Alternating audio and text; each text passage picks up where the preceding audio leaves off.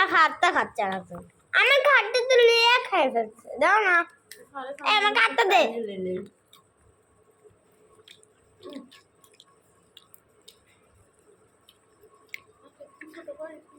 আমার 50 দিয়েছিলে 10 টাকা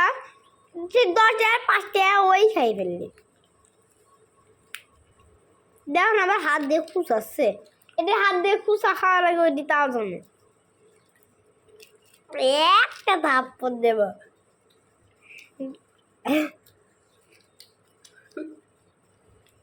এদের খুঁচা খাচ্ছে